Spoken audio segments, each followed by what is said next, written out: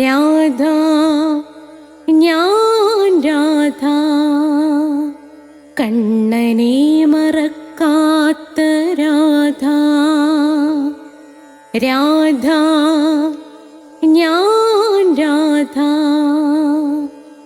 കണ്ണനെ മറക്കാത്ത രാധ.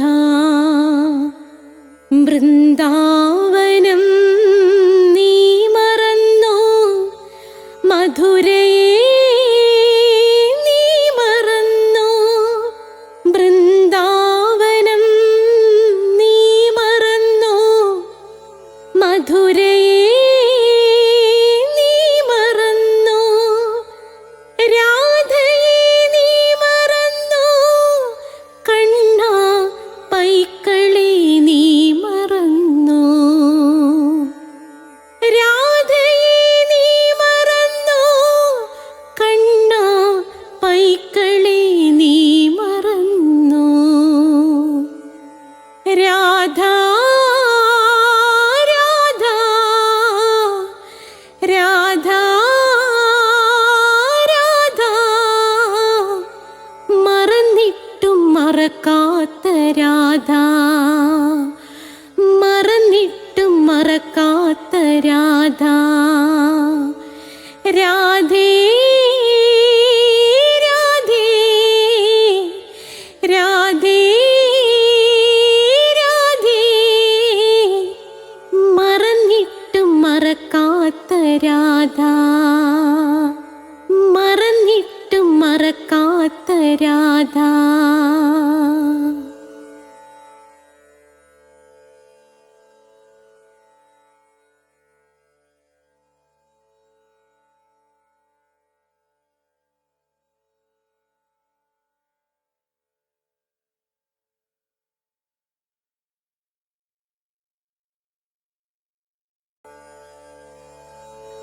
രാധ ഞാൻ രാധ കണ്ണനെ മറക്കാത്ത രാധ. രാധ ഞാൻ രാധ കണ്ണനെ മറക്കാത്ത രാധ. വൃന്ദാവനം നീ മറന്നോ, മധുരയെ നീ മറന്നോ. വൃന്ദാവനം നീ മറന്നോ, മധുരയെ നീ മറന്നോ.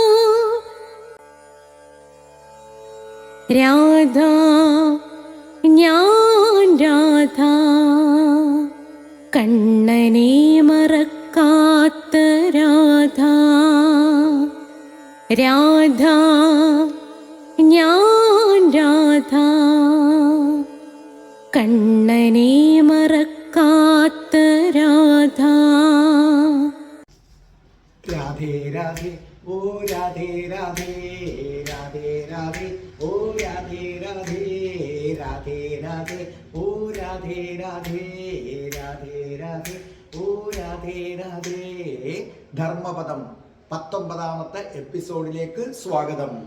ഇതിന് മുമ്പുള്ള എപ്പിസോഡുകൾ പ്ലേലിസ്റ്റ് എടുത്താൽ കാണാം. അതേ കണക്ക് നമ്മുടെ പ്ലേലിസ്റ്റിൽ ഇംഗ്ലീഷ് സംസാരിക്കാൻ ആഗ്രഹിക്കുന്നവർക്ക് സ്പോക്കൺ ഇംഗ്ലീഷ് ഉണ്ട്. അതേപോലെ തന്നെയാണ് നമുക്ക് ജ്യോതിഷം അറിയേണ്ടവർക്ക് ഓരോ മാസത്തിൽ ജനിച്ചവരുടെ ഫലം, ഓരോ നക്ഷത്രത്തിൽ ജനിച്ചവരുടെ ഫലം കൊടുത്തിട്ടുണ്ട്. അത് നിങ്ങൾക്ക് കേൾക്കുക. നിങ്ങൾക്ക് സംശയമുണ്ടെങ്കിൽ എന്നെ വിളിച്ചാൽ മതി. എൻ്റെ ഫോൺ നമ്പർ ഡിസ്ക്രിപ്ഷൻ ബോക്സിലുണ്ട്. 9645333999. തികച്ചും സൗജന്യമായിരിക്കും. അതേ കണക്ക് അഷ്ടാവക്ര ഗീതയുണ്ട്, പ്ലേലിസ്റ്റിൽ കേൾക്കണം. ഹിന്ദുക്കൾ അറിയേണ്ടവയുണ്ട്, കേൾക്കണം. മീരയുടെ കഥയുണ്ട്. ഒരിടത്തൊരച്ഛനുണ്ടായിരുന്നു. ഹേ അച്ഛാ പ്ലീസ് മകളെ ഒന്ന് കെട്ടിപ്പിടിക്കൂ. പെൺമക്കളുള്ള എല്ലാവരും അതൊന്ന് കാണേണ്ടതാണ്. അപ്പോൾ നമുക്ക് തിങ്കളാഴ്ച അറിയാമല്ലോ, നമുക്ക് രാധയുടെ പ്രണയമുണ്ട്. എല്ലാ വ്യാഴാഴ്ചയും നമുക്ക് അഷ്ടപതിയുടെ തിങ്കളാഴ്ച നാരായണീയൻ ക്ലാസ്, ചൊവ്വാഴ്ച രാധയുടെ പ്രണയം, വ്യാഴാഴ്ച അഷ്ടപതിയുടെ ക്ലാസ്. അപ്പം നമുക്ക് തുടങ്ങാം. ഓം രാധായൈ സ്വാഹ. ഓം മഹാഗണപതേ നമ. ഓം ശ്രീ രാധാകൃഷ്ണായ നമ. ഓം മണിപത്നേഹും ഓം രാധായേ സ്വാഹ. രാധേ രാധേ ഓ രാധേ രാധേ രാധേ രാധേ ഓ രാധേ രാധേ രാധേ രാധേ ഓ രാധേ രാധേ രാധേ രാധേ ഓ രാധേ രാധേ രാധേ രാധേ ഓ രാധേ രാധേ രാധേ രാധേ ഓ രാധേ രാധേ. രാധേ രാധേ എന്ന ചാനലിൽ നമ്മളിതാ ആരംഭിക്കുകയാണ് ധർമ്മപദം, ശ്രീബുദ്ധൻ്റെ ധർമ്മപദം. അതിനു മുമ്പ് ഞാൻ നിങ്ങളോട് ഒരു കാര്യം പറഞ്ഞോട്ടെ.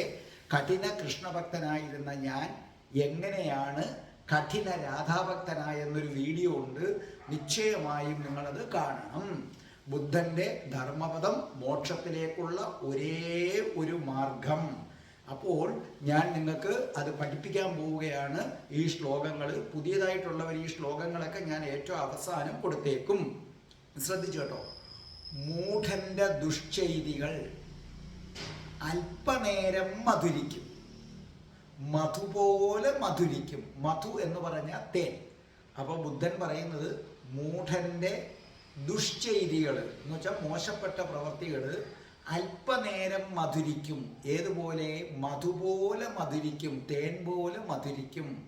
എന്നാൽ ഒടുവിലത് കയ്പായി മാറുന്നു. അപ്പോഴവൻ കഠിനമായി യാതന അനുഭവിക്കുകയും ചെയ്യുന്നു. അപ്പോൾ ഒന്നും കൂടെ ബുദ്ധൻ്റെ വചനം കേട്ടോളേ. മൂഢന്റെ ദുഷ്ചെയ്തികൾ അല്പനേരം മധുരിക്കും, മധുപോലെ മധുരിക്കും, എന്നാൽ ഒടുവിലത് കയ്പായി മാറുന്നു. അപ്പോഴവൻ കഠിനമായി യാതനകൾ അനുഭവിക്കുന്നു. നമുക്കിത് ഇംഗ്ലീഷിൽ പറയുകയാണെങ്കിൽ, for a while the fool's mischief tastes sweet, sweet as honey, but in the end it turns bitter, and how bitterly he suffers എന്നാണ് നമുക്ക് ഇംഗ്ലീഷിൽ പറയുകയാണെങ്കിൽ. വളരെ പ്രധാനപ്പെട്ടതാണ്, കേട്ടോളൂ. ഇവിടെ ശ്രീബുദ്ധൻ ആരെയാണ് മൂഢനെന്ന് വിളിക്കുന്നത്, ആരെയാണ് ബുദ്ധിമാനെന്ന് വിളിക്കുന്നത്? ഇത് രണ്ടും ഇവിടെ വ്യക്തമാവുകയാണ്. ആരാണ് മൂഢൻ, ആരാണ് ബുദ്ധിമാൻ? അതുകൊണ്ട് തന്നെ അവസാനം വരെ കേൾക്കുക ശ്രദ്ധയോടുകൂടി. ശ്രദ്ധിച്ചു കേട്ടോണം. ആരാണ് മൂഢൻ? നമ്മളൊരു സർപ്പത്തെ കാണുന്നു, അല്ലെങ്കിൽ ഒരു പാമ്പിനെ കാണുന്നു. ഇത് കൊത്തിക്കഴിഞ്ഞാൽ മരിക്കുമെന്നറിയാം, വിഷമാണെന്നറിയാം. എന്നിട്ടും ഇതറിഞ്ഞു വെച്ചിട്ടും നിങ്ങൾ ചെന്ന് ആ പാമ്പിനെ എടുത്ത് തലോടുന്നു, ആ പാമ്പിനെ എടുത്ത് ഉമ്മ വയ്ക്കുന്നു. അവനെ മൂഢൻ എന്ന് വിളിക്കാം. ഒരു നായ്ക്കുട്ടി ഒരു നായി കിടക്കുന്നു, ഒരു തെരുവ് നായി. അതിൻ്റെ വായി കൊണ്ട് കൈയിട്ടാൽ കടിക്കുമെന്നറിയാം.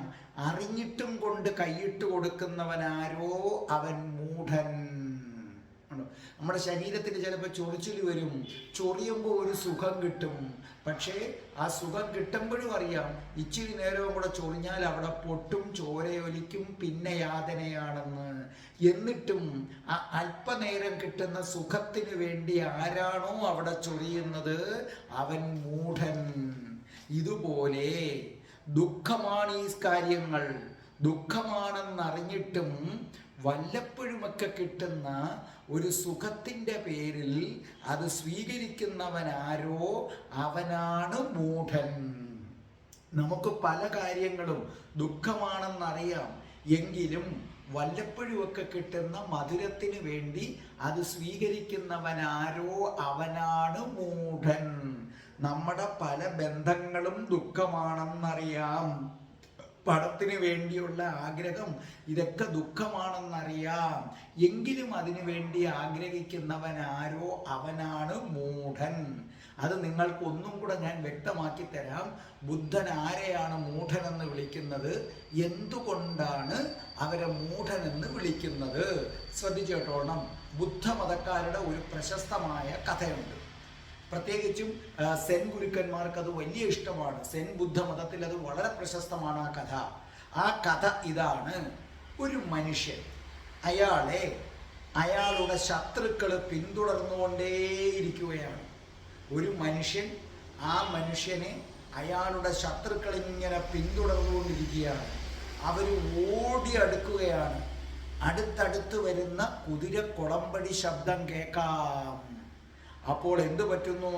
രക്ഷപ്പെടാൻ ഒരു മാർഗവും കാണുന്നില്ല. അയാൾ ഓടുകയാണ്. അപ്പോൾ ഓടി ഭയങ്കര വേഗതയിൽ ഓടുകയാണ് രക്ഷപ്പെടാൻ. അപ്പോൾ അയാളെ പിന്തുടർന്ന് കുതിരപ്പുറത്ത് ശത്രുക്കൾ വരികയാണ്. ശത്രുക്കൾ വരുന്നത് എന്തിനു വേണ്ടിയാണെന്നറിയാമോ? കൊല്ലാൻ വേണ്ടിയാണ് ശത്രുക്കൾ വരുന്നത്. അപ്പോൾ ഇയാൾ ഓടി ആ പാത ചെന്ന് അവസാനിക്കുന്നിടത്ത് നിന്നു. ഇനി അങ്ങോട്ട് പാതയില്ല. അതിൻ്റെ മുമ്പിൽ ഒരു വലിയ കൊക്കയാണുള്ളത്. അപ്പോൾ പുറകിൽ നിന്ന് ആര് വരികയാണ്? ശത്രുക്കൾ. ഇനി ഓടാൻ സ്ഥലമില്ല. മുമ്പിൽ ഏതാണ്? അഗാധമായ ഒരു കൊക്ക. ഈ കൊക്കയിൽ ചാടിയാൽ മരിക്കും. ഇയാൾ വിചാരിച്ചു ഇവിടെ നിന്നാൽ ഉറപ്പായിട്ടും മരിക്കും. കൊക്കയിൽ ചാടിയാൽ ചിലപ്പം നമ്മൾ പരുക്കുകളോടെ എന്ത് ചെയ്തെന്നിരിക്കും? രക്ഷപ്പെട്ടെന്നിരിക്കും. എന്നാൽ കൊക്കയിൽ ചാടാം എന്ന് പറഞ്ഞു നോക്കുമ്പോൾ ഈ കൊക്കയുടെ അകത്ത് 2 സിംഹങ്ങൾ ഇങ്ങനെ വാ വളർത്തി നിൽക്കുകയാണ്. ബാടാ ബാ ബാ, നിന്നെ കാത്തു നിൽക്കുകയാണ് ഞങ്ങള്. ഇയാൾ ആകെ പരിഭ്രമിച്ചു പോയി.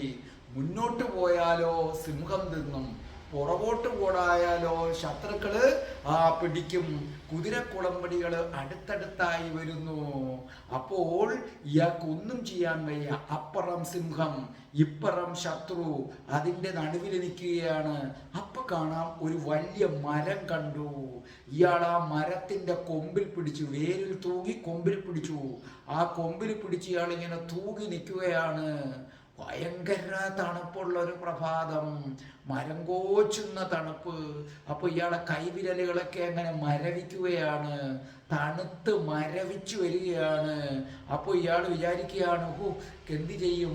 കൈകൾ വഴുതി തുടങ്ങി, എല്ലാ പിടുത്തവും നഷ്ടപ്പെടുകയാണ്, മരണം ഉറപ്പായി വരികയാണ്. കാരണം കൈ ഇങ്ങനെ കോച്ചി പിടിക്കുകയാണ്. ഇനി അധിക നേരം പിടിച്ചു നിൽക്കാൻ വയ്യ.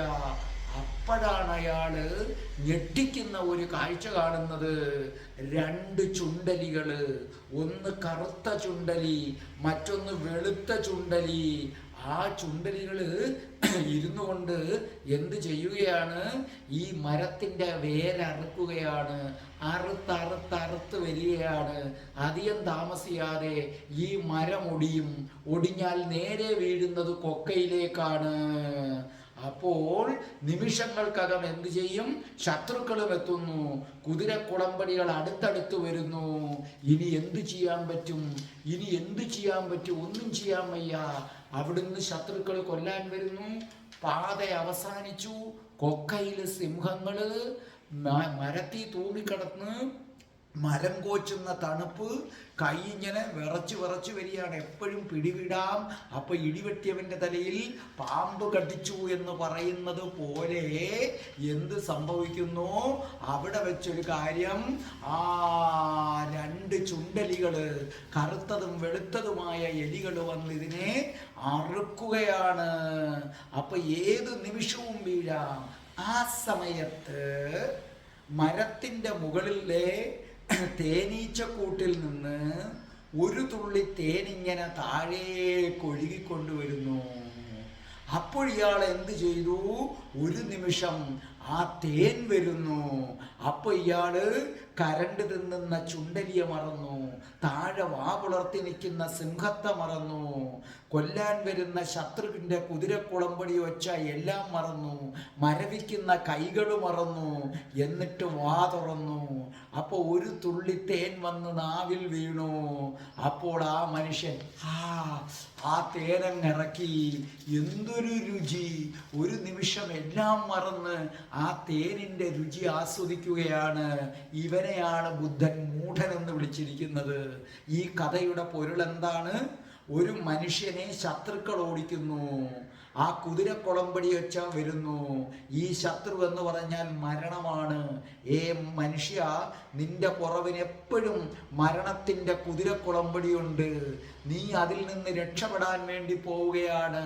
പോകുമ്പോഴാണ് ആ പാത അവസാനിക്കുന്നിടത്ത് കൊക്കയിൽ സിംഹങ്ങള്. ആരാണ് സിംഹങ്ങള്? ഒരു ഭർത്താവിനെ സംബന്ധിച്ചിടത്തോളം ഭാര്യയും മക്കളും, ഭാര്യയെ സംബന്ധിച്ചിടത്തോളം ഭർത്താവും മക്കളും, ബന്ധങ്ങളാകുന്ന സിംഹങ്ങൾ ഇങ്ങനെ നിൽക്കുകയാണ്. അപ്പോഴാണ് മരം എന്ന് പറയുമ്പോൾ ധനം, അതിനോടൊക്കെയുള്ള ആഗ്രഹങ്ങൾ, അതിയായ ആഗ്രഹങ്ങൾ. ആ ആഗ്രഹങ്ങളിൽ പിടിച്ച മനുഷ്യൻ തൂങ്ങും. അതിൽ പിടിച്ച് മനുഷ്യൻ തൂങ്ങി നിൽക്കും. അങ്ങനെ തൂങ്ങി നിൽക്കുമ്പോഴേക്കും എന്ത് സംഭവിക്കുന്നു? 2 കറുത്ത ചുണ്ടലികൾ വരികയാണ്. ആ ചുണ്ടലികൾ കറുത്തതും വെളുത്തതും, അതായത് രാത്രിയും പകലും. ഓരോ രാത്രിയും പകലും കഴിയുന്നതിനനുസരിച്ച് നിങ്ങൾ മരണത്തിലേക്ക് അടുത്തുകൊണ്ടിരിക്കുകയാണ്. കോച്ചുന്ന തണുപ്പത്തിങ്ങനെ നിൽക്കുകയാണ്. എന്ന് പറഞ്ഞാൽ നിങ്ങളുടെ പ്രായം മാറുകയാണ്. നിങ്ങൾ പ്രായം മാറി വൃദ്ധനാവുകയാണ്. ആ സമയത്താണ് എന്ത് വരുന്നത്?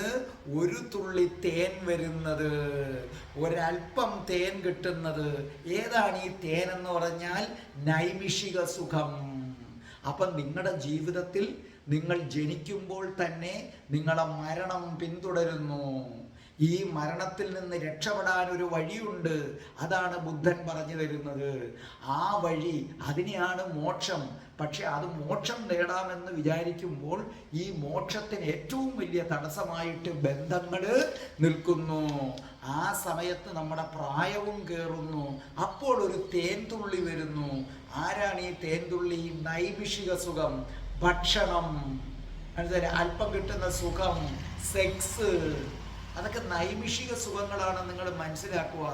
ആ സെക്സൊക്കെ, ആ സുഖം തീരുന്ന നിമിഷം അവിടെ വെച്ച് അവസാനിച്ചു. സത്യം പറഞ്ഞാൽ അതുവരെ നിങ്ങളുമായി ശാരീരിക ബന്ധത്തിൽ ഏർപ്പെട്ടിരിക്കുന്ന പുരുഷനായാലും ആരായാലും ശരി തന്നെ, അവർക്ക് അവിടെ വെച്ച് പരസ്പരമുള്ള ഒരു സ്നേഹം പോലും ഇല്ലാതാവുകയാണ്. ആ സമയത്ത് അതിനുശേഷം തിരിഞ്ഞു കടന്ന് എന്ത് ചെയ്യാണ്? പിന്നെ നമ്മളടുത്ത് നേരത്തെ കണ്ട മനുഷ്യനേ അല്ലത്, ഒരു നൈമിഷിക സുഖം മാത്രം. പിന്നെ പണത്തിന് വേണ്ടിയുള്ള ആർത്തി, പദവി കിട്ടണം, മന്ത്രിയാകണം, ഓഫീസിൽ പ്രമോഷൻ കിട്ടണം, അധികാരം കിട്ടണം, ഇതിനെയൊക്കെയാണ്. പിന്നെ മക്കളോടുള്ള സ്നേഹം, ഇതിനെയൊക്കെയാണ് ബുദ്ധൻ തേൻതുള്ളി എന്ന് വിളിക്കുന്നത്. ബുദ്ധൻ പറയുകയാണ്, മനുഷ്യ, നിന്നെ ജനിച്ചപ്പോൾ തൊട്ട് മരണം വരികയാണ്. നാളെ നീ കണ്ണു തുറക്കുമെന്ന് ഉറപ്പില്ല.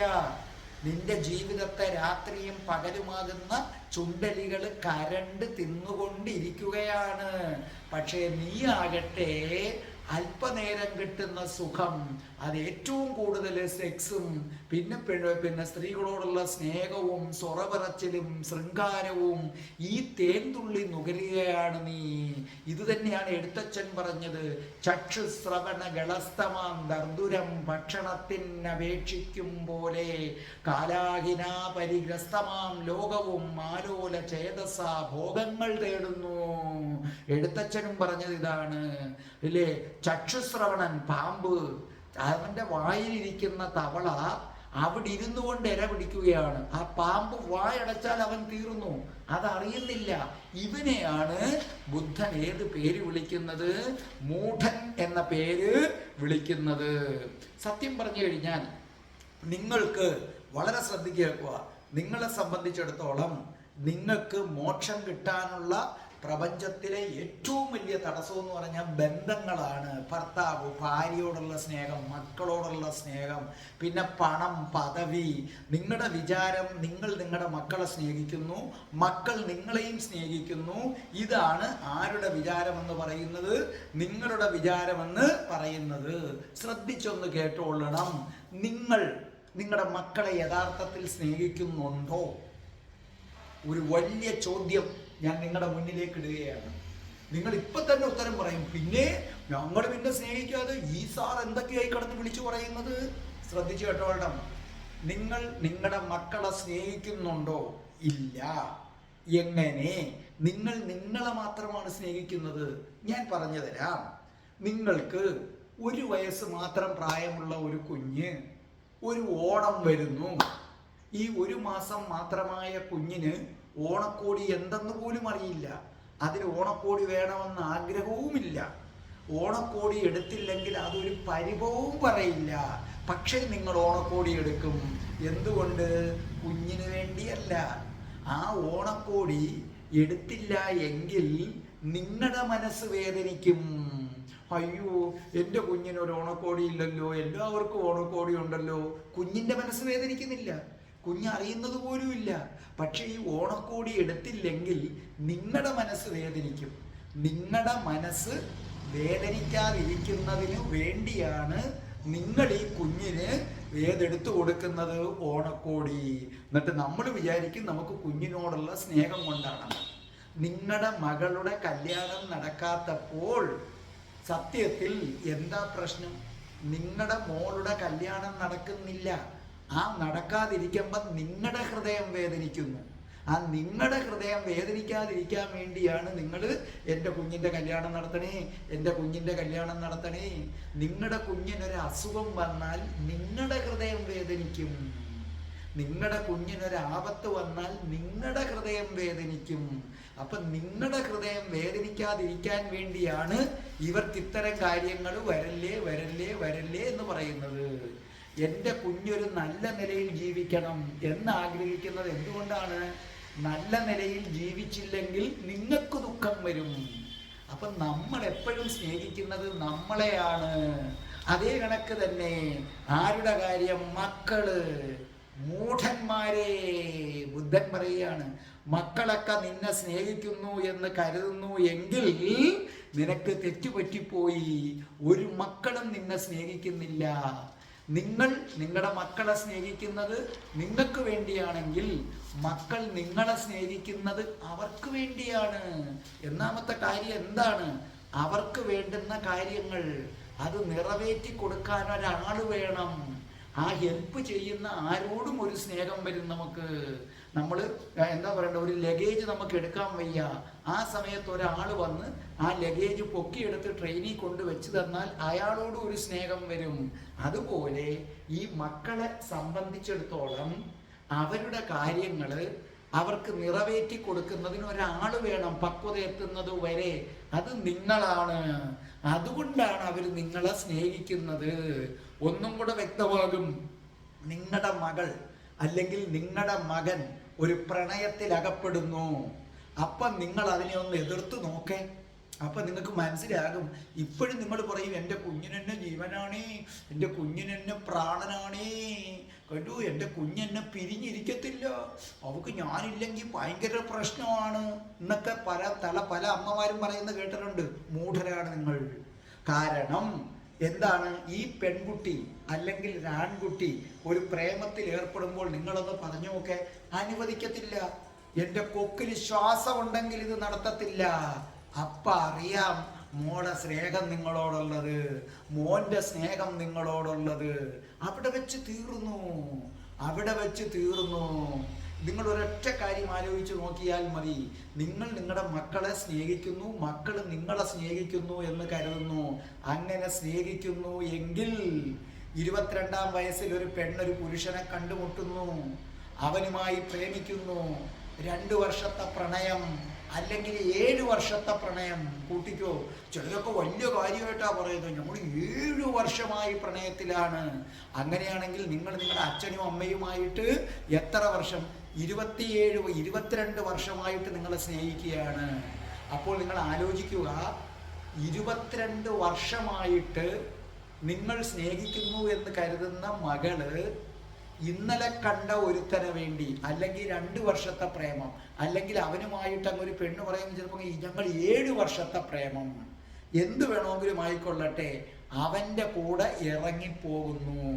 ഓർമ്മിക്കുക, 22 വർഷം സ്നേഹിച്ച അല്ലെങ്കിൽ 25 വർഷം സ്നേഹിച്ച അച്ഛൻ്റെയും അമ്മയുടെയും സ്നേഹത്തേക്കാൾ വില 2 വർഷം സ്നേഹിച്ച അല്ലെങ്കിൽ 7 വർഷം സ്നേഹിച്ച ഒരു പുരുഷൻ അവൻ്റെ കൂടെ ഈ അച്ഛനെ അമ്മയെ ഉപേക്ഷിച്ച് പോന്നു. കാരണം നിങ്ങളെക്കാൾ എനിക്ക് വേണ്ടത് ഇവനാണ്, നിങ്ങളടുത്ത് നിൽക്കുന്നതിനേക്കാൾ എനിക്ക് സന്തോഷം ഇവൻ്റെ കൂടെ നിൽക്കുന്നതാണ് എന്ന് പറഞ്ഞ് ഇറങ്ങിപ്പോകുന്നു. അല്ലെങ്കിൽ ഗതികെട്ട അച്ഛനും അമ്മയും പിന്നെ അങ്ങ് നടത്തി കൊടുക്കുന്നു കല്യാണം. വേറെ എന്ത് ചെയ്യാൻ പറ്റും? അപ്പൊ നിങ്ങളുടെ മക്കളെ നിങ്ങളെ സ്നേഹിക്കുന്നുണ്ടോ? ഇന്നലെ കണ്ട ഒരുത്തൻ്റെ കൂടെ ഓടിപ്പോവുകയാണ് മോള്. എന്നിട്ട് ആ മോൾ അതിനെ ന്യായീകരിക്കാൻ പറയുന്നു, ഞങ്ങൾ തമ്മിൽ 7 വർഷമായിട്ട് പ്രണയമാ, കളിച്ച കാര്യമാ. അപ്പൊ അച്ഛൻ പറയുകയാണ്, അമ്മയും, ഞാൻ എൻ്റെ മോളെ 22 വർഷമായി സ്നേഹിക്കുകയാണ്, അവളും അത് അഭിനയിക്കുകയായിരുന്നു. 7 വർഷമായിട്ടുള്ള സ്നേഹമാണോ വലുത്, 22 വർഷമായിട്ടുള്ള സ്നേഹമാണോ വലുത്? ഏതാണ് വലുത്?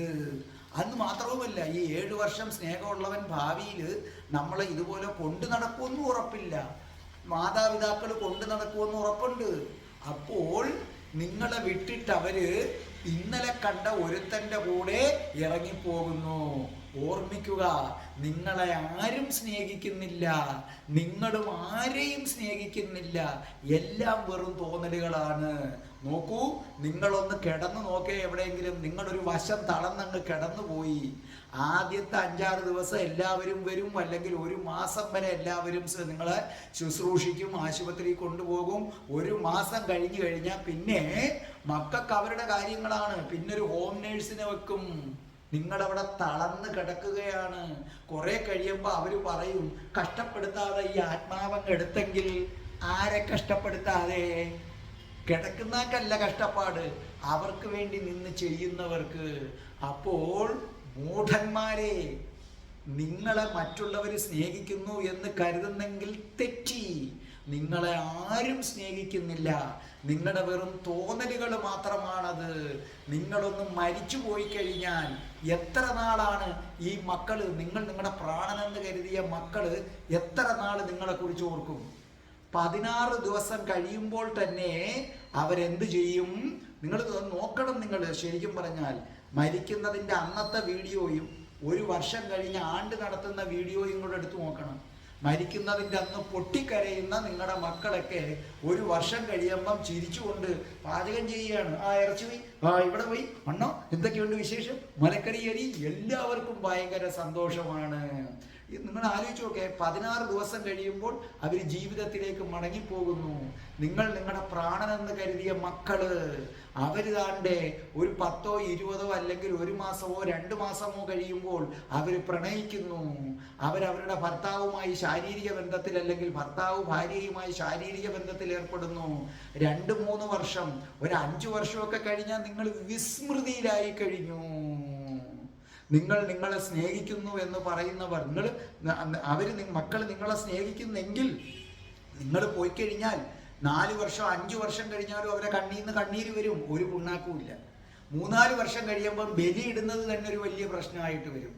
ഈ കൊച്ചു കുഴപ്പം കണ്ടത് നമ്മൾ ഇട്ടിട്ടുണ്ട്, എല്ലാം ഇട്ടിട്ടുണ്ട്, ഇനി വേണ്ട. എന്നെ വിളിച്ച് ചിലർ ചോദിക്കുന്നുണ്ട്, ഇനി ബലി ഇടണോ എന്ന് ചോദിക്കുന്നവരും ഉണ്ട്. അത്രേ ഉള്ളൂ.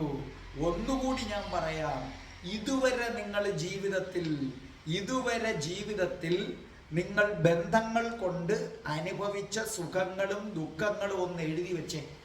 നിങ്ങൾക്ക് നിങ്ങളുടെ മക്കളെ കൊണ്ട്, ഭർത്താവിനെ കൊണ്ട്, മനസ്സിലായില്ലേ, കൂട്ടുകാരെ കൊണ്ട്, ഭർത്താവാണെങ്കിൽ ഭാര്യയെ കൊണ്ട്, മക്കളെ കൊണ്ട്, സുഹൃത്തുക്കളെ കൊണ്ട്, നിങ്ങൾക്ക് ഈ ജീവിതത്തിൽ, നിങ്ങൾക്കിപ്പോൾ 50 വയസ്സോ 40 വയസ്സോ 20 വയസ്സോ ആയെന്നിരിക്കട്ടെ, ഇതുവരെ നിങ്ങൾക്ക് കിട്ടിയ സുഖങ്ങൾ 1 2 3 എന്നും പറഞ്ഞെഴുത്, ദുഃഖങ്ങൾ 1 2 3 എന്നും പറഞ്ഞെഴുത്. ഞെട്ടിപ്പോകും. ബുദ്ധൻ പറയുന്നത് അന്നേരം മനസ്സിലാകും. ഈ മക്കളെ കൊണ്ടും കിക്കളെ കൊണ്ടും ഭർത്താവിനെ കൊണ്ടും ഭാര്യയെ കൊണ്ടും എല്ലാം നിങ്ങൾക്ക് ദുഃഖങ്ങളാണ് ഏറ്റവും കൂടുതൽ നിങ്ങൾക്കുണ്ടായിട്ടുള്ളത്. നിങ്ങളതൊന്ന് ടെസ്റ്റ് ചെയ്ത് നോക്കിയാൽ നിങ്ങൾക്ക് മനസ്സിലാകും. അതേ കണക്ക് തന്നെ നമ്മളൊന്ന് ആലോചിച്ച് നോക്കേ, നിങ്ങൾ ഒരാഴ്ച വീട്ടിലും പുറത്തും സംസാരിക്കുന്നതൊന്ന് റെക്കോർഡ് ചെയ്ത് നോക്കേ. നിങ്ങൾ തിങ്കളാഴ്ച ദിവസം സംസാരിക്കുന്നത്, ചൊവ്വാഴ്ച, അങ്ങനെ ഒരാഴ്ച നിങ്ങൾ സംസാരിക്കുന്നതൊന്ന് റെക്കോർഡ് ചെയ്ത് നോക്കിയാൽ നിങ്ങൾ ഞെട്ടിപ്പോകും.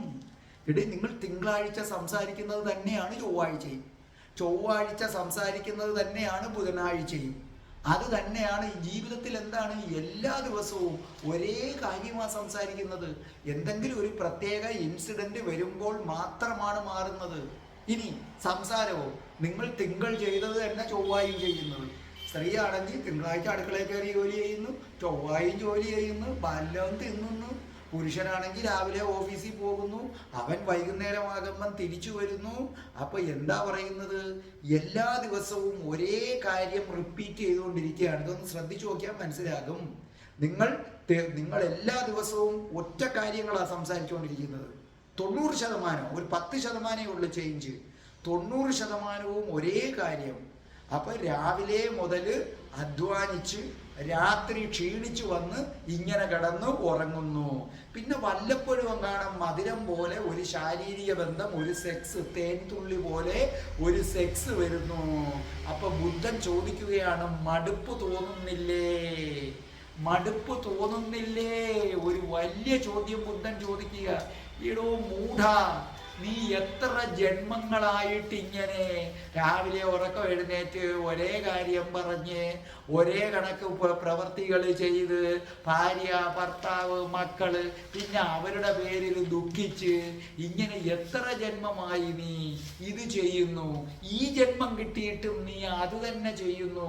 മോക്ഷം വേണ്ടേ നിനക്ക്? ഇങ്ങനെ എല്ലാ ജന്മത്തും ആർക്കെങ്കിലും വേണ്ടി അടുക്കളപ്പണിയും ചെയ്ത് അല്ലെങ്കിൽ ആർക്കെങ്കിലും വേണ്ടിയൊക്കെ ജീവിച്ച് ഒടുവിൽ അവർ പോലും മറന്നു പോകുമെന്ന് അറിഞ്ഞിട്ടും അവർക്ക് വേണ്ടി അങ്ങ് ജീവിച്ച് അവരോട് സ്നേഹിച്ച് ഇനി അടുത്ത ജന്മം നിങ്ങൾ വീണ്ടും ഇങ്ങനെ കിടന്ന് കറങ്ങും. അടുത്ത ജന്മവും എവിടെയെങ്കിലും പോയി ജനിക്കും. ഇതേ കണക്ക് നിങ്ങൾ എന്ത് ചെയ്യും? കിടന്ന് വട്ടം കറങ്ങും. അങ്ങനെ കറങ്ങുന്നത് അവനെ മൂഢനെന്നല്ലേ? നിങ്ങൾക്ക് മടുപ്പ് തോന്നുന്നില്ലേ? എത്രയോ ജന്മമായി ഇങ്ങനെ കല്യാണം കഴിക്കുന്നത്, മക്കളെ ജനിപ്പിക്കുന്നത്, മക്കളെ സ്നേഹിക്കുന്നത്, അടുക്കളയിൽ കിടന്ന് ജോലി എടുക്കുന്നത്. ആ ജോലി എടുത്താൽ തന്നെ വിളമ്പിക്കൊടുത്താൽ ഭർത്താവിന് വല്ല നന്ദിയുണ്ടോ? കുറേ കഴിയുമ്പം ചൂടാകുന്നു. ചിലയിടത്താണെങ്കിൽ ഭർത്താവ് ഓഫീസിൽ പോയി ജോലി ചെയ്യുന്നു, ഭാര്യയ്ക്ക് കൊണ്ട് കൊടുക്കുന്നു. ഭാര്യയാകട്ടെ ഈ സ്നേഹത്തെയും മടുപ്പ് തോന്നിയിട്ട് ഒരു പുതുമ എവിടെയെങ്കിലും കിട്ടുമോ എന്ന് ചോദിച്ച് വേറൊരു പ്രേമത്തിൽ ചെന്ന് ചാടുന്നു. ഇങ്ങനെ കിടന്ന് കറങ്ങുന്നു. ഇങ്ങനെ എത്ര ജന്മമായിട്ട് കിടന്ന് അനുഭവിക്കുന്നതേ? എത്ര ജന്മമായിട്ട് അടുക്കളപ്പണി ചെയ്ത് മറ്റുള്ളവർക്ക് വേണ്ടി ജീവിക്കുന്നു. എത്രയോ ജന്മമായിട്ട് ജോലിക്ക് പോയി പണിയെടുത്ത് മക്കളെന്ന് പറയുന്ന കുറേ സാധനങ്ങൾ ജന്മങ്ങളിലുണ്ടായി. ഇതിനെയൊക്കെ കെട്ടിച്ചു വിട്ടിട്ട് അടുത്ത ജന്മം വേറെ മക്കളെ കൊണ്ട് തരും വളർത്താൻ. അതിൻ്റെ അടുത്ത ജന്മം വേറെ മക്കള്. ഓരോ ജന്മവും വിചാരിക്കുക ഈ മക്കളായി എനിക്കങ്ങ് 10,000 ജന്മം എടുത്താലെന്ന്. മൂഢ, ബുദ്ധൻ വിളിക്കുകയാണ് അവരെ. മൂഢ, നിങ്ങളിപ്പോൾ നേടിയെടുക്കുന്ന ധനവും പ്രശസ്തിയും ദുഃഖങ്ങളും എല്ലാം മരണം കൊണ്ടുപോകും. സന്തോഷവും എല്ലാം മരണം കൊണ്ടുപോകും. നിങ്ങൾ മോർച്ചറിയിൽ കിടക്കുകയാണെന്ന് വിചാരിച്ചോളൂ. നിങ്ങൾ മരിച്ചു. നിങ്ങൾ മരിക്കുമ്പോൾ നിങ്ങൾ എന്ത് ചെയ്യുന്നു? മോർച്ചറിയിൽ കിടക്കുന്നു. നിങ്ങളുടെ മൂത്ത മോള് അമേരിക്കയിൽ നിന്ന് വരാനുണ്ട്, ഇവിടെ കിടക്കുകയാണ്. ഈ മോർച്ചറിയിൽ, ആ മോർച്ചറിയുടെ അടുത്തിരിക്കണ്ട, ആ മോർച്ചറി ഇരിക്കുന്ന ആശുപത്രിയിലെങ്കിലും ആര് വന്നിരിക്കും? എൻ്റെ ഭർത്താവ് അല്ലെങ്കിൽ എൻ്റെ ഭാര്യ മോർച്ചറിയിൽ കിടക്കുമ്പം ഞാൻ എങ്ങനെ വീട്ടിൽ കിടന്നുറങ്ങും? അതുകൊണ്ട് ഞാൻ ഈ ആശുപത്രിയിലിരുന്ന് ഉറക്കമിളയ്ക്കും. എൻ്റെ ഭർത്താവ് അല്ലെങ്കിൽ എൻ്റെ അച്ഛൻ അല്ലെങ്കിൽ എൻ്റെ ഭാര്യ മോർച്ചറി കിടക്കുമ്പോൾ എനിക്ക് പറ്റില്ല എന്ന് പറഞ്ഞ് നിങ്ങളുടെ വീട്ടിൽ ആര് വന്നിരിക്കും? ആ ആശുപത്രിയിൽ, മോർച്ചറിയുടെ മുമ്പിലും ഇരിക്കണ്ട, ആ ആശുപത്രിയിൽ. ആ മോർച്ചറിയുള്ള ഇന്ന ആശുപത്രിയിലാണ് മോർച്ചറി വെച്ചിരിക്കുന്നതെങ്കിൽ മോർച്ചറിയിൽ അടുത്ത് പോലും പോകണ്ട. ഇപ്പോൾ കൊല്ലത്താണെങ്കിൽ ഇപ്പോൾ കിംസ് ഹോസ്പിറ്റല് അല്ലെങ്കിൽ ആസ്റ്റർ ഹോസ്പിറ്റൽ എവിടെയെങ്കിലും ആവട്ടെ, ആ കിംസ് ഹോസ്പിറ്റലിലെ മോർച്ചറി നിങ്ങൾ കിടക്കുമ്പോൾ കിംസ് ഹോസ്പിറ്റലിലുള്ള ഒരു വരാന്തയിലെങ്കിലും വന്നിരിക്കാൻ തയ്യാറാകുമോ? ഇല്ല. നിങ്ങളെ കൊണ്ട് മോർച്ചറിയിലാക്കിയിട്ട് വീട്ടിൽ ഇങ്ങനെയൊക്കെ കരഞ്ഞിട്ട് സുഖമായി കിടന്നുറങ്ങും. രാവിലെ മോളൊക്കെ അമേരിക്കയിൽ നിന്നൊക്കെ വന്നു കഴിയുമ്പം നല്ല ഫ്രഷ് ആയിട്ട് അവിടെ വന്ന് എടുക്കും. പിന്നെ ജഡം എടുക്കുമ്പോൾ എന്നൊരു നിലവിളി. എടുത്തു കഴിയുമ്പം എടുക്കുന്ന സമയത്ത് ഭയങ്കര നിലവിളി. പിന്നെ കുറഞ്ഞു വരും. പിന്നെ കുറച്ച് കഴിയുമ്പോൾ ആളുകൾ വരും, പാപ്പ വല്ലതും കഴിക്കും. ഇങ്ങനെ ഇരുന്നാൽ എങ്ങനെയാ? എങ്ങ് കഴിക്കും. പിറ്റേന്ന് ആ കരച്ചിലില്ല. മരിച്ചതിൻ്റെ അന്ന് കരഞ്ഞ് അത്രയും കരച്ചിൽ പിറ്റേന്നില്ല. എങ്കിലും ഇടയ്ക്കിടയ്ക്ക് ആരെങ്കിലും കാണാൻ വരുമ്പോൾ ഇങ്ങനൊരു പിടിക്കും. രണ്ടാം ദിവസം അതുമില്ല. ഒരാഴ്ച കഴിഞ്ഞിട്ട് ആര് കാണാൻ വന്നാലും ഒരു കരച്ചിലുമില്ല, പിടിച്ചിലുമില്ല. 16 ദിവസം, 16ൻ്റെ അന്നാണെങ്കിൽ പിന്നെ സാധാരണ അതുവരെ ആൾക്കാർ വീട്ടുകാർ നോൺ വെജ് പിടിക്കുന്നവർ കടിച്ചു പിടിച്ച് നിൽക്കുകയാണ്. 16ൻ്റെ അന്ന് നോൺ വെജും ഒക്കെ വിളമ്പി കുശാലായി തിന്നിട്ട് പോകും. അപ്പം നിങ്ങൾ ഓർമ്മിക്കുക, ആരും നിങ്ങളെ സ്നേഹിക്കുന്നില്ല, ഒരാൾ പോലും സ്നേഹിക്കുന്നില്ല. ഇത് നന്നായി മനസ്സിലാക്കുക. ഇത് നിങ്ങൾക്ക് നല്ലപോലെ മനസ്സിലാക്കുന്ന എപ്പോഴാണെന്നറിയാമോ? നിങ്ങൾ ICUവിൽ കിടക്കുമ്പോൾ. ICUവിൽ നിങ്ങൾ കിടക്കുമ്പോഴാണ് നിങ്ങൾ ചിന്തിക്കുന്നത്, അയ്യോ നിങ്ങൾ ഇതുവരെ നിങ്ങൾ നേടിയതൊന്നും നിങ്ങളെ അടുക്കലില്ല. നിങ്ങൾ പണത്തിന് വേണ്ടി പ്രയത്നിച്ചു, ആ പണം നിങ്ങളെ അടുക്കലില്ല. പാസ്ബുക്ക് പോലും ഇല്ല, ATM കാർഡ് പോലും അടുത്തില്ല. നമ്മളെ കോടികൾ ബാങ്കിൽ കിടക്കുക, നമ്മളെ ICUവിൽ കിടക്കുക. ആ ATM കാർഡെങ്കിലും ഒന്ന് കണ്ണടയ്ക്കാനുള്ള ഭാഗ്യം പോലും കിട്ടത്തില്ല. നിങ്ങൾ ഇതുവരെ നേടിയെടുത്തതൊന്നുമില്ല, പ്രശസ്തിയില്ല, യാതൊന്നുമില്ല. നമ്മൾ കണ്ടതാണ്, നമ്മുടെ മുൻ മുഖ്യമന്ത്രി ഉമ്മൻചാണ്ടി സാർ അധികാരമൊക്കെ ഒഴിഞ്ഞിട്ട് ഒരു പള്ളിയിൽ ഒറ്റയ്ക്കിരിക്കുന്ന ഒരു ഫോട്ടോ. അധികാരം ഒഴിഞ്ഞു കഴിഞ്ഞപ്പോൾ ആ മനുഷ്യൻ്റെ കൂടെ ആരും ഇല്ലായിരുന്നു. ഒറ്റയ്ക്ക് ബാംഗ്ലൂർ ഒരു പള്ളിയിൽ ആ മനുഷ്യൻ ഇരിക്കുന്ന ഫോട്ടോ പത്രത്തിലെല്ലാം വന്നതാണ്. പിന്നെ നിങ്ങളുടെ ഭാര്യ, മക്കള്, അവരൊക്കെ ICUവിന് പുറത്ത്. അത് എല്ലാവരും വന്നിരിക്കത്തില്ല, ഒരാളിരിക്കും. എന്നിട്ട് പറയും എന്തെങ്കിലും ആവശ്യമുണ്ടെങ്കിൽ വിളിക്കണേ, എന്തുണ്ടെങ്കിലും അറിയിക്കണേ എന്ന് പറഞ്ഞിട്ട് അങ്ങ് പോകും. അപ്പോൾ ഒന്നീ ഭാര്യ അല്ലെങ്കിൽ മക്കള്, അത് ഇരുന്നില്ലെങ്കിൽ പിന്നെ ദോഷമില്ലേ. അതുകൊണ്ട് അപ്പം നിങ്ങൾ ആ ICUവിൽ ഇതുവരെ നേടിയെടുത്ത ധനമില്ല, യാതൊന്നുമില്ല. ICUവിൽ നിങ്ങളുടെ കൂടെ ഭാര്യയില്ല, മക്കളില്ല, ഭർത്താവില്ല, അപ്പോൾ ഒരുമില്ല, എല്ലാവരും അപ്പുറത്താണ്. അവിടെ അപരിചിതരായ കുറേ മനുഷ്യര്. അപ്പോഴാണ് നിങ്ങൾ അറിയുന്നത്, നിങ്ങൾ ഇത്രയും നാൾ ആർക്കൊക്കെ വേണ്ടി ജീവിച്ചോ അവരാരുമില്ല. നിങ്ങളുടെ കൂടെ നിലനിൽക്കാത്ത ചിലതിനു വേണ്ടി നിങ്ങൾ നിങ്ങളുടെ ജീവിതം മുഴുവൻ പാഴാക്കി കളഞ്ഞു. നിങ്ങളോടൊപ്പം നിലനിൽക്കാത്തത്, ICUവിൽ കിടക്കുമ്പോൾ ATM കാർഡ് പോലുമില്ല. ICUവിൽ കിടക്കുമ്പോൾ നിങ്ങളുടെ ബന്ധുക്കള്, ഭാര്യ, മക്കൾ ആരുമില്ല. നിങ്ങൾ ICUവിന് പുറത്തു പോലും ഇവരെല്ലാവരുമില്ല. നിങ്ങളുടെ ഭാര്യയും 3 മക്കളും ഉണ്ടെങ്കിൽ ഒന്നുകിൽ പുറത്ത് ഭാര്യ മാത്രം, അല്ലെങ്കിൽ പുറത്ത് ഭാര്യയും ഒരു മകളും മാത്രം. ബാക്കിയുള്ളവർക്ക് റീസണ് കാണും പറയാൻ. അവിടെ ഉണ്ട്, ഇവിടെ ഉണ്ട്, ഇന്ന് ഓഫീസിൽ പോകണം, മറ്റതാണ്, മറിച്ചതാണ്. അപ്പോൾ നിങ്ങൾ അവിടെ കിടന്ന് ICUവിൽ കിടന്ന് ആലോചിക്കും, ഞാൻ ഇതുവരെ നേടിയതൊക്കെ വെറുതെയാണല്ലോ, ഞാൻ മോക്ഷം കിട്ടാതെ അലയുകയാണല്ലോ. മോക്ഷം കിട്ടാൻ വേണ്ടി ഞാൻ എന്ത് ചെയ്തു? ആകെ ചെയ്തത് അമ്പലത്തിൽ ചെന്നൊന്ന് പ്രാർത്ഥിച്ചു, കുറച്ച് മന്ത്രങ്ങൾ ചെയ്തിട്ടുണ്ട്, എന്നും സന്ധ്യയ്ക്ക് നാമം ജപിച്ചിട്ടുണ്ട്. അത്രയും കൊണ്ട് മോക്ഷം കിട്ടുമോ? ഇല്ല. മോക്ഷം നിങ്ങളുടെ കൈകളിലാണ്. ഇതിനെയാണ് മൂഢന്മാരുടെ ദുഷ്ചെയ്തികളെന്ന് ബുദ്ധൻ പറഞ്ഞത്. മൂഢന്മാരുടെ ദുഷ്ചെയ്തികളാണ് മക്കൾക്ക് വേണ്ടി ജീവിക്കുക, മറ്റുള്ളവർക്ക് വേണ്ടി ജീവിക്കുക, എന്നിട്ടോ മോക്ഷത്തിലേക്കുള്ള വഴി അതിലേക്ക് ഒരിക്കലും നടക്കാതിരിക്കുക. അതുകൊണ്ടാണ് ഒരു മയവുമില്ലാതെ ബുദ്ധൻ പറയുന്നു, നിങ്ങൾ മൂഢനാണ്. ഈ മൂഢനാണ് നിങ്ങൾ. നിങ്ങൾ ആലോചിക്കുക, അല്പം തേൻതുള്ളിക്ക് വേണ്ടിയാണ് നിങ്ങൾ ഈ ജീവിക്കുന്നത്. ഈ തേൻതുള്ളി വേണമെങ്കിൽ ബുദ്ധൻ ആവോളം നുകരാം. ബുദ്ധന്റെ കൊട്ടാരത്തിൽ സുന്ദരി മണികളാണ്, പിന്നെ യശോദ എന്ന സുന്ദരി, ധനം, പ്രശസ്തി, രാജാവ്. പക്ഷേ അത് മരണത്തിന്റെ വായിൽ നിന്ന് തേൻ കുടിക്കുന്നതാണെന്ന് ബുദ്ധന് നന്നായിട്ടറിയാം. അതുകൊണ്ടാണ് ബുദ്ധൻ അവിടെ നിന്ന് പോയത്. ഇനി ബുദ്ധിമാൻ ആരാണ്? ബുദ്ധിമാൻ ആരാണ്? അതും കൂടെ നിങ്ങൾ കേൾക്കുക. ബുദ്ധൻ ആരെയാണ് ബുദ്ധിമാൻ എന്ന് വിളിക്കുന്നത്? ബുദ്ധിമാൻ അന്വേഷിക്കും, ഞാൻ ആരാണ്? ഞാൻ ഈ ശരീരമല്ല, അത് ഉറപ്പാണ്. ഈ ശരീരത്തിനപ്പുറമുള്ള ഒന്നാണ് ഞാൻ. അങ്ങനെയാണെന്നുണ്ടെങ്കിൽ ഞാൻ മകനെന്ന് വിളിക്കുന്നത് ആ ശരീരമല്ല. ഇപ്പൊ നിങ്ങൾക്കൊരു മോളുണ്ടെന്നിരിക്കട്ടെ, ആ മോളുടെ പേര് മീന എന്നാണെന്നിരിക്കട്ടെ. അങ്ങനെയാണെങ്കിൽ ആ ശരീരം മീന എന്ന് കരുതിയാണ് നിങ്ങൾ ഈ സ്നേഹിക്കുന്നത്. ആ ശരീരമല്ല ഞാൻ എന്ന് പറയുന്നത്, ഈ ശരീരമല്ല. ദിലീപ് എന്ന് പറഞ്ഞാൽ ഈ ശരീരമല്ല, ഇതിലൂടെ പാസ് ചെയ്യുന്ന കറണ്ടാണ്. ആ കറണ്ടിനൊരു സ്നേഹത്തിൻ്റെ ആവശ്യമില്ല. കറണ്ടിനെ ആരും സ്നേഹിക്കുന്നില്ല. എൻ്റെ അച്ഛനും അമ്മയും എൻ്റെ ഈ ശരീരത്തെയാണ് സ്നേഹിച്ചത്. അതുപോലെ നിങ്ങൾ, നിങ്ങളുടെ മകനുണ്ട് അല്ലെങ്കിൽ മകള്, നിങ്ങളുടെ മകള് മീന, നിങ്ങൾ മീനയുടെ ബോഡിയാണ് സ്നേഹിക്കുന്നത്, അതല്ല മീന. മീന അതിനകത്തുള്ള കറണ്ടാണ്.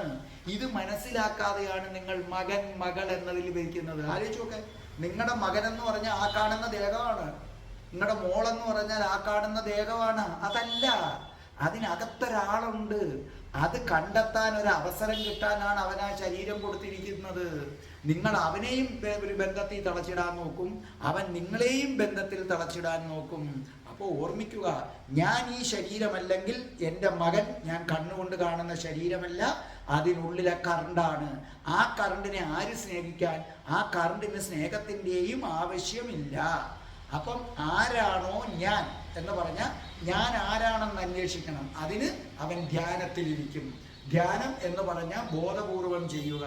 സ്റ്റെപ്പ് കയറുമ്പോൾ അത് മാത്രം ചിന്തിക്കുക, വെണ്ടയ്ക്ക അരിയുമ്പോൾ അത് മാത്രം ചിന്തിക്കുക, കുളിക്കുമ്പോൾ കുളിക്കുന്നത് മാത്രം, തിന്നുമ്പോൾ തിന്നുന്നത് മാത്രം. അങ്ങനെയുള്ളവൻ ഒരു സ്ഥലത്ത് അല്പനേരം അത് കൂടാതെ അവൻ അല്പനേരം കണ്ണടച്ചിരുന്ന് ഓം എന്ന് പറഞ്ഞ് ധ്യാനിക്കുക. നിങ്ങളാണെങ്കിൽ അതൊന്നുമില്ല, വെറുതെ വല്ലപ്പോഴും പോയി മെഡിറ്റേഷൻ ഞാൻ ചെയ്യുന്നു, വലിയ കാര്യത്തില, എന്നിട്ട് 2 ചമ്മണവും കൂട്ടി ഒരു 10 മിനിറ്റ് അങ്ങനെ ഇരിക്കും. അവിടുന്ന് എണീറ്റ് കഴിയുമ്പം മനസ്സ് വീണ്ടും അലയും. അതുകൊണ്ട് എന്താണ് പ്രയോജനം? യാതൊരു പ്രയോജനവുമില്ല. അത് നിങ്ങൾ ഈ പറഞ്ഞ കണക്ക് പിന്നെ മദ്യം കുഴപ്പമുണ്ടാക്കാനുള്ള മരുന്ന് കഴിക്കുന്നു, അതിനുശേഷം എന്ത് ചെയ്യുന്നു? പോയിരുന്ന് വീണ്ടും വെള്ളമടിക്കുന്നു. അതുപോലെ മാത്രമേ ഉള്ളത്. അതുകൊണ്ട് ഞാൻ ആരാണെന്ന് അന്വേഷിക്കാനാണ് നിങ്ങൾ ഈ മെഡിറ്റേഷൻ ചെയ്യുന്നത്. നിങ്ങൾ ചെയ്യുന്നത് മെഡിറ്റേഷനിലല്ല, മെഡിറ്റേഷനിലേക്കുള്ള ആദ്യത്തെ ചവിട്ടുപടിയാ. അതുകൊണ്ടാണ് ബുദ്ധൻ അതിനെ പദം എന്ന പേര് വിളിക്കുന്നത്. നിങ്ങളെ ആളുകൾ കബളിപ്പിക്കുകയാണ് കാശിന് വേണ്ടി, ഇത് മാത്രമാണ് മെഡിറ്റേഷൻ എന്ന്. ആ മെഡിറ്റേഷനിൽ തെളിയുന്നതൊക്കെ മായക്കാഴ്ചയാണ്. നിങ്ങൾ ആ മെഡിറ്റേഷൻ ചെയ്യുമ്പോൾ കാണുന്നത് സത്യമാണെന്ന് കരുതരുത്. സത്യം തെളിയണമെങ്കിൽ ഓരോ ദിവസവും മറ്റൊന്നും ചിന്തിക്കാതെ ബോധപൂർവം പ്രവർത്തികൾ ചെയ്ത് നിങ്ങൾ ധ്യാനത്തിലിരിക്കണം. ഒന്നിനോടും അധികം ഒട്ടരുത്, യാതൊരുവിധ ഒട്ടലുകളും പാടില്ല. അത്യാവശ്യത്തിന് മാത്രം സംസാരിക്കുക. ഇങ്ങനെ ചെയ്യുന്നവനെയാണ് ധ്യാനിക്കുന്നവനെന്ന് പറയുന്നത്.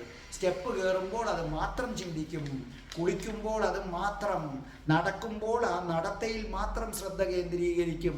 എന്നിട്ട് സന്ധ്യയാകുമ്പോൾ അവൻ ചമ്മണമൊക്കെ പൂട്ടിയിരുന്ന് ഓം എന്ന് കുറേ നേരം അവൻ ധ്യാനിക്കും. അങ്ങനെ ചെയ്യുന്നവനാരോ അവൻ അമിതമായി സംസാരിക്കില്ല, അവൻ ആരോടും അമിതമായ സ്നേഹങ്ങളില്ല, ഒന്നിനോടും അവൻ ഒട്ടാതെ ഇരിക്കും. അങ്ങനെ എന്നിലുള്ള കർമ്മിനെ കണ്ടെത്താൻ ശ്രമിക്കുന്നവനെയാണ് ആരെന്ന് പറയുന്നത് ബുദ്ധിമാൻ. അങ്ങനെ ശ്രമിച്ചാൽ കണ്ടെത്തുമോ? ഒരു ചോദ്യമാണ്. അങ്ങനെ ശ്രമിച്ചാൽ കണ്ടെത്തുമോ? നിശ്ചയമായും കണ്ടെത്തും. അത് ഹിന്ദുമതം മാത്രമല്ല, എല്ലാ മതവും പറയുന്നുണ്ട്. യേശു പറയുകയാണ്, അന്വേഷിക്കുവിൻ, നിങ്ങൾ കണ്ടെത്തും. ചോദിക്കുവിൻ, അത് നിങ്ങൾക്കായി നൽകപ്പെടും. മുട്ടുവിൻ, വാതിലുകൾ നിങ്ങൾക്കായി തുറക്കപ്പെടും. ഓർമ്മിക്കുക, യേശു പറയുന്നത് ഞാൻ മുട്ടിത്തരാം, നീ ചെന്ന് തുറക്കെന്നല്ല. യേശു പറയുന്നത് ഞാൻ അന്വേഷിക്കാം, നീ പോയി കണ്ടെത്തൂ എന്നല്ല. യേശു പറയുന്നത് ഞാൻ ചോദിക്കാം, എന്നിട്ട് ഉത്തരം ഞാൻ കണ്ടെത്തി നിനക്ക് തരാമെന്നല്ല. യേശു പറഞ്ഞത് ഞാൻ മുട്ടത്തില്ല, നീ മുട്ട്, തുറക്കും. ഇത് തന്നെയാണ് കൃഷ്ണനും ബുദ്ധനും എല്ലാം പറയുന്നത്. ബുദ്ധൻ 1000 തവണ പറയും, നിങ്ങൾ എന്നെ ആശ്രയിക്കരുത്, ഞാൻ പറഞ്ഞതുപോലെ ചെയ്യ്. യേശുവും പറയുന്ന അതാണ്, നിങ്ങൾ എന്നെ ആശ്രയിക്കാതെ ഞാൻ പറയുന്നത് പോലെ ചെയ്യ്. മനസ്സിലായില്ലേ? നിങ്ങൾ മുട്ടുകയാണെങ്കിൽ നിശ്ചയമായും തുറക്കപ്പെടും. മനസ്സിലായില്ലേ? ഞാൻ അന്വേഷിച്ചു, കണ്ടെത്തും. അപ്പൊ എന്താണ് പറഞ്ഞിരിക്കുന്നത്? നിങ്ങൾ ക്രിസ്ത്യാനി ആയതുകൊണ്ട് എൻ്റെ അടുത്ത് എത്തില്ല, ഇസ്ലാം ആയതുകൊണ്ടും എൻ്റെ അടുത്ത് എത്തില്ല. മുട്ടു, നിങ്ങൾ സ്വയം ശ്രമിച്ച് കണ്ടെത്തണം. അങ്ങനെയാണെങ്കിൽ വാതിലുകൾ തുറന്നു വരും. ഓർമ്മിക്കുക, ബുദ്ധനും ക്രിസ്തുവും, മനസ്സിലായില്ലേ? ഇവരെയൊക്കെ ബുദ്ധനെയും കൃഷ്ണനെയും ക്രിസ്തുവിനെയും മറ്റു മതക്കാരുടെ ദൈവങ്ങളെയും ഒക്കെ നിങ്ങൾ മനസ്സിലാക്കുകയാണ് വേണ്ടത്. അവർ പറയുന്നത് എന്തെന്ന് മനസ്സിലാക്കി അതുപോലെ ചെയ്യുകയാണ് വേണ്ടത്. അത് കിട്ടാതെ മൂഢന്മാര് ആ ദൈവത്തിൻ്റെ പിന്നാലെ പോയി അവരുടെ പ്രാർത്ഥന മാത്രം ചൊല്ലിയാൽ നമുക്ക് മോക്ഷം കിട്ടും, എന്നിട്ടിവിടെ നമുക്ക് ജീവിതത്തിലെ സുഖങ്ങൾ അനുഭവിക്കാമെന്ന് കരുതുന്നത് തെറ്റ്. അതുകൊണ്ട് ആ യേശുവിൻ്റെ വചനം ആലോചിക്കുക, മുട്ടുവിൻ തുറക്കപ്പെടും. അതായത് യേശു പറയുന്നില്ല ഞാൻ മുട്ടിത്തരാം നിനക്ക്, നീ ചെന്നങ്ങ് തള്ളിയാ തുറക്കുമെന്നല്ല. എന്ന് പറഞ്ഞാൽ മോക്ഷത്തിലേക്കുള്ള വഴി ഞാനല്ല ചെയ്യുന്നത്, നീ സ്വയം കണ്ടെത്തണമെന്ന്. നീ മുട്ടി തുറക്കണം. അന്വേഷിക്കുവിൻ, കണ്ടെത്തും. വളരെ പ്രശസ്തമാണ് ആ വാക്ക്. യേശു പറയുന്നത് അന്വേഷിക്കുവിൻ, കണ്ടെത്തും എന്ന് പറഞ്ഞാൽ നീ അന്വേഷിക്കാൻ, അല്ലാതെ നീ എൻ്റെ കീഴിരുന്നിട്ട് കാര്യമില്ല. നീ അന്വേഷിച്ചാൽ കണ്ടെത്തും. അതല്ലേ ബുദ്ധനെ മാത്രം വന്ന് ബുദ്ധനെ എന്നും പറഞ്ഞ് ജീവിക്കുകയായിരുന്നല്ലോ ആനന്ദൻ. ബുദ്ധൻ 1000 തവണ ആനന്ദന്റെ അടുത്ത് പറയും, നീ ഞാനേ എന്നും പറഞ്ഞിരുന്നാൽ ഇടാ നിനക്ക് കിട്ടില്ല മോക്ഷം. നീ എന്നിൽ നിന്ന് മാറിയിട്ട് എന്നെ മനസ്സിലാക്കി ഞാൻ പറഞ്ഞതുപോലെ ചെയ്യ്, ആനന്ദൻ കേൾക്കത്തില്ല. ബുദ്ധന്റെ അവസാന നിമിഷവും ആനന്ദൻ പറയുന്നു, എനിക്ക് മോക്ഷം കിട്ടിയില്ലല്ലോ. പക്ഷെ ബുദ്ധൻ മരിച്ചു കഴിഞ്ഞ നിമിഷം മോക്ഷം കിട്ടി. അപ്പൊ നിങ്ങൾ ചെയ്യേണ്ടത് കൃഷ്ണനെയും ക്രിസ്തുവിനെയും മനസ്സിലാക്കുക, അവരെ സ്നേഹിക്കുക, അവരെ ആരാധിക്കുക, അതൊക്കെ നല്ലതാണ്. അതിനപ്പുറത്തേക്ക് മാറി അവരെ തന്നെ കണ്ണും പൂട്ടി ഫോളോ ചെയ്ത് അവരെ പ്രാർത്ഥിച്ച നാളെ മോക്ഷം കിട്ടും അല്ല. ഓർമ്മിക്കുക, അന്വേഷിക്കൂ. നീ അന്വേഷിച്ച് നീ കണ്ടെത്തണം നീ ആരാണെന്ന്.